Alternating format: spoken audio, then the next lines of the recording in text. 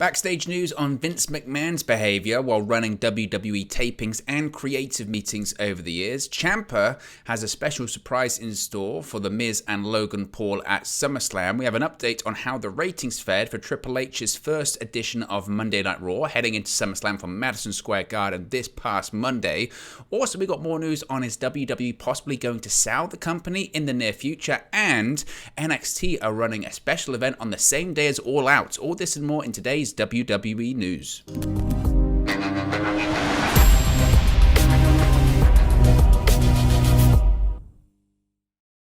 Hey guys, welcome back to Wrestling News 365. Hope everyone is doing very well. As always, there are plenty of news stories to get into in the world of WWE. So let's start off talking about what everyone's talking about at the moment, and that is, of course, Vince McMahon. Despite his retirement, resignation, departure from the company, there are still plenty of stories regarding the former CEO, chairman of the company, regarding federal prosecutors investigating Vince McMahon, the creative structure, of course, the hush money payments. But there's some more news now about how McMahon has been running things over the course of the last few years within WWE. Now, between his retirement, payouts in order to keep numerous potential scandals quiet, a reportedly damning upcoming episode of Real Sports focusing on these allegations, and the revelation that, of course, McMahon and WWE are being investigated by SEC and federal prosecutors, it's not been a great time, to say the least, for the former chairman of WWE, Vince McMahon. And it doesn't seem to be getting much better for him, especially as more information comes to light about his practices as the WWE leader over the years. Fightful Select Sean Ross Sapp reported yesterday afternoon that the WWE creative process under McMahon was certainly interesting, to say the least, with sources telling Fightful that McMahon needed to be filtered by the assistance of some of WWE's writing team. Now, this isn't really a revelatory story because we've heard stories like this for years, but it's also very interesting to look at these things in context now, knowing what we already know about WWE and specifically Vince McMahon. Now, this filtering process involved assistants needing to know what not to write for Vince McMahon while they were taking notes during the meetings, with sources also saying to Fightful that the minutes were, quote, heavily edited. Now, what do we mean by heavily edited? So, I mentioned, the more troubling revelation is that this isn't a new development. Fightful's reporting that this has been the practice regarding Vince McMahon for a real long time. They also noted that McMahon would make remarks that sources felt were insensitive, offensive, and sometimes downright shocking. This including McMahon referring to people by the wrong name and using terms that are not socially acceptable or nevertheless PC at all. Now, further insight was reported to Fightful and provided by a former WWE production employee who said that a live feed of McMahon at the headset in Gorilla would provide fans with a clear picture of WWE's production experience, most notably from an announcer's perspective. The former employee went on to say that while Vince was at times in a good mood or good spirits, he was capable of blowing up things described as ridiculous or leading to him chewing out announcers for, in McMahon's mind, ruining the angle, or even if the angle was long past being saved at that point anyway. He would blame it on someone else. It's not the creative fault or the creative vision, it's the announcer's fault. The announcer ruined this angle.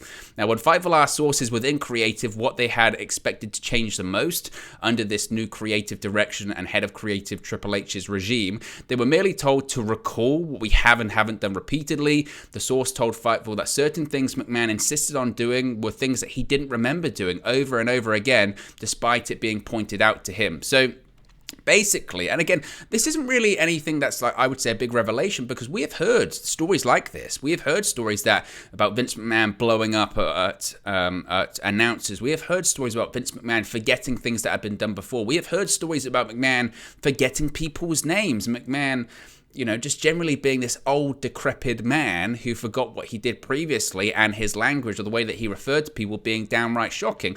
I myself am surprised, really, when you think about today's modern age, that we haven't seen or hasn't been leaked a Vince McMahon feed of how he talks to the announcers during the shows. We've seen all sorts of things leaked behind the scenes from WWE, whether it's, you know, off-camera announcer talking to Vince McMahon or whatever it may be, dark matches, behind-the-scenes action.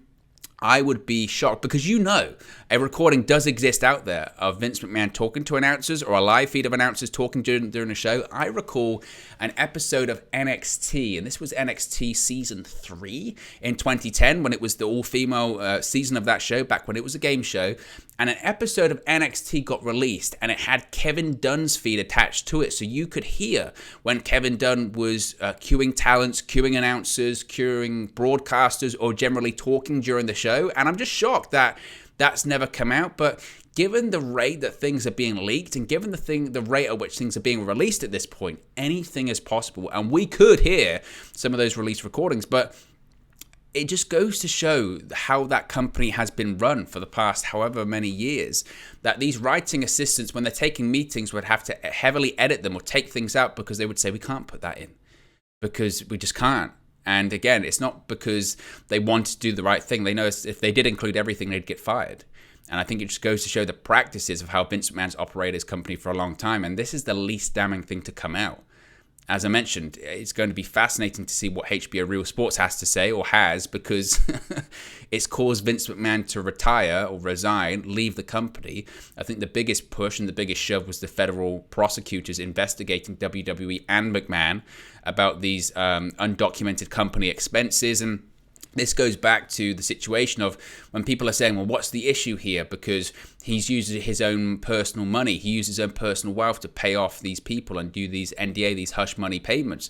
The issue is that these payments benefited the company. Therefore, they're tied into the company and they should have been related as expenses, and they weren't. That's the problem. And that's why Vince McMahon and the company could be in a lot of trouble, because they did not report these expenses. They did not document these expenses when they filed their quarterly revenue earnings, which WWE always do really well in. They did not report them. That's a problem. So we're going to talk about more clearly about Vince McMahon and his future in the coming days and weeks. Let's move on to SummerSlam. Of course, SummerSlam is this coming weekend. And this has been a really fascinating one because Ciampa, of course, has recently aligned himself with The Miz, and we know that The Miz is facing Logan Paul at SummerSlam, but he's got something really interesting planned by all accounts. Former NXT champion Ciampa did an interview with Ringside Collectibles and teased something unique about what the fans will see once SummerSlam arrives. He said, quote, "At SummerSlam, the stuff that we have being made so far as gear is way different for me, definitely in the Miz's realm," Ciampa said. "So I'm excited. I saw a couple of photos and glimpse of what it's going to look like. It's freaking unreal." So that's exciting. But the reason I did want to talk about this is because there was an interview that's been on social media.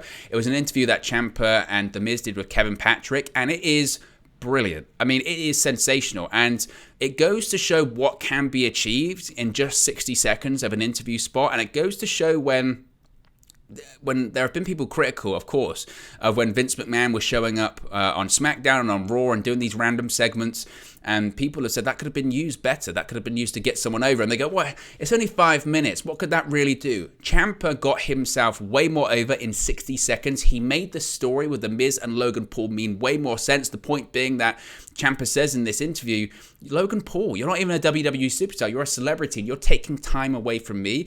Logan Paul is on the advertisement, the Raw advertisement for MSG, and The Miz isn't and Ciampa isn't. That doesn't seem particularly fair, and that's not particularly right. It's downright offensive to me. And it's a great promo, and it makes sense, and it makes the issue make more sense. So I'm excited to see what they have planned for SummerSlam at the weekend. Speaking of Raw, we have the ratings for this week's episode, and it's good for Triple H in his first episode of Monday Night Raw as the new head of WWE Creative. Now, obviously, his first episode may have not had a huge impact in terms of the on-air product. That's going to take time. Rome wasn't built in a day, as they say, but it certainly played a factor in the ratings. The episode of Raw on Monday had an average viewership number of 1.901 recurring, so 1.901 million viewers, which is up considerably from last week's 1.765 million viewers, and it's the highest the number has been in a month. It was also an 8% increase from the previous week and a 5% increase from the year prior, which is quite a big deal because year on year the trend is down. So to go up year on year is a positive for WWE. Demographically, Raw garnered a 0.50 rating. in the 18-49 demographic, which is also up 7% from last week's 0.46. Those numbers put the program in the number 1 spot for cable originals and number 2 for all of broadcast primetime, which is definitely a big deal for WWE. Now, it wasn't just a shift in power that had Raw viewers intrigued. It was the go-home episode of Monday Night Raw to SummerSlam this Saturday. It also hailed from Madison Square Garden. They were celebrating the 20th anniversary of Rey Mysterio as a WWE superstar. So there was a lot. So there's a lot you could sort of equate this to. It could be because of everything with Vince McMahon that played a part in it. It's the go-home episode to SummerSlam that plays a part in it. It's Madison Square Garden. That plays a part in it. As I mentioned, it's also involving Rey Mysterio's 20th anniversary. That plays a part of it. Roman Reigns was pre-advertised ahead of the show. That plays a part in it. So it was a stacked show. I think the real key thing for Raw going forward is going to be after SummerSlam. I expect next week to do a strong rating as well. But going forward then, as the creative improves or doesn't improve or stays the same, we'll have to wait and see. It's going to be fascinating to see what indeed does happen to the ratings during that point. But certainly a strong start for Triple H, and it'll be interesting to see what he does with creative going forward as well. Yesterday we spoke about is WWE For Sale. We did a video yesterday evening. Be sure to check that out. And there's been more about this with a lot of analysts on Wall Street thinking that WWE is set to be sold in the near future. And because of that, the price of WWE stock, the share price, actually increasing with McMahon's retirement/resignation from the company. And it begs the question, if WWE is going to be sold, and if so, who is it going to be sold to? Now, in regards to the first question, the answer appears to be no at the moment, at least for now. In a story by CNBC that was published yesterday, sources told the outlet that WWE wasn't engaged in sale talks at this time, but that's at this time, and Vince McMahon's retirement only happened on Friday, so the sharks are certainly circling WWE right now, and it's no coincidence. Again, the stock price is going up because these analysts are looking around and saying, this might lead to something. CNBC noted that McMahon's retirement could perhaps lead to offers coming in, including one that may ultimately be too good for the current WWE management to resist. Now, potential conglomerates, corporations that were listed by CNBC as potential buyers with the likes of Disney, Warner Brothers Discovery, which is certainly fascinating considering they currently air WWE's rival company, AEW, on TNT and TBS. You never know, but I'd be very surprised if that was the case. Paramount Global, Apple, Amazon, Netflix, and CNBC's parent company, Comcast. I would suspect people are talking about Disney, people are talking about Comcast because, of course, they've got NBC Universal involved in there. Amazon, I don't think you can rule them out as well. They're really dipping their toe into sports media packages. WWE would be a logical purchase for them, but that would certainly be a bit of a left field one as well. But even before McMahon retired, as I mentioned, there have been speculation of WWE being sold for the last 12 months or so. Rumors began following the mass releases of talent from the promotion in June of last year, or right after WrestleMania last year. In January, Nick Khan revealed that WWE had taken calls about a potential sale, but also stated they were not looking to sell at the time, which I felt was accurate. I know people didn't buy that, and they said, you can never believe what he's saying, because they would just say that. I really did agree with him. I felt that everything WWE did last year, with cutting the talent budget, with restructuring the executive structure, with closing down offices in certain countries, was just to make more money, because they felt that they had too much talent under contract that they didn't need. They felt that certain offices weren't making as much money as they should, and they just restructured the company to make more money. And I felt that they, if anything, they actually did a good job of it, because they made more money.